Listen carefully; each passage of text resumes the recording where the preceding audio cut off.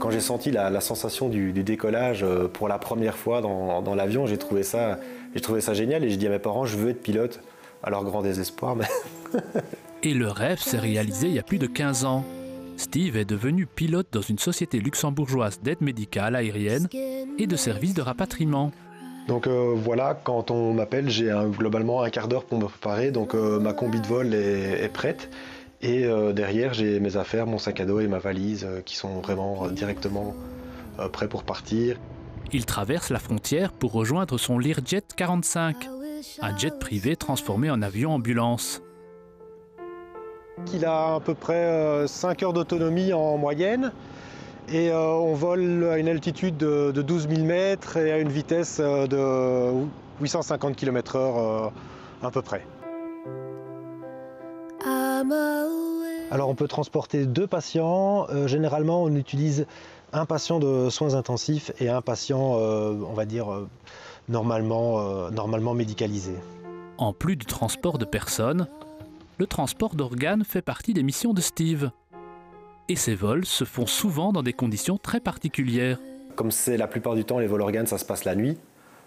Généralement, ça demande quand même pas mal de préparation au niveau météo, etc. Parce que ces petits aéroports-là n'ont pas toujours une station météo de base, donc il faut prendre des terrains de déviation, on appelle ça des terrains alternés.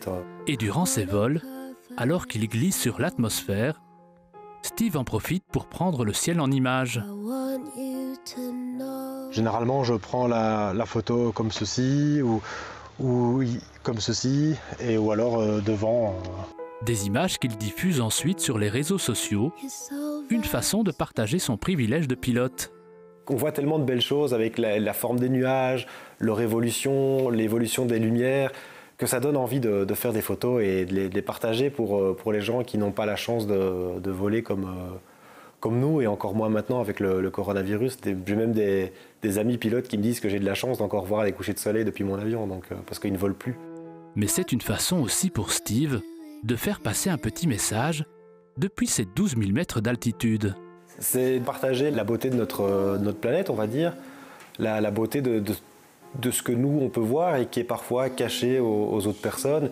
Et je trouve ça vraiment intéressant que les gens puissent relativiser qu'en fait, on habite vraiment dans une petite planète qu'on peut traverser de part en quasiment 15-16 heures. Donc,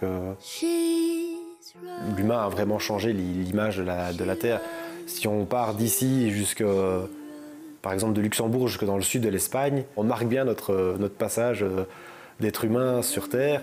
Après, quand on arrive dans des endroits comme par exemple la traversée du Sahara, là on voit beaucoup moins la présence de l'être humain, excepté en Algérie où le désert est complètement quadrillé par la recherche de pétrole en fait. Finalement, tout est déjà en dessous de moi, donc c'est que 12 km. 12 km, c'est rien. Je pense que c'est à peine le diamètre de la ville de Bruxelles. Il faut vraiment faire attention à cette atmosphère qui nous entoure, quoi. C'est quelque chose de très fin. Quand j'ai le temps de penser à ça, je me dis, c'est vraiment pas épais, quoi. 12 km, c'est rien. C'est quelque chose de fragile. What the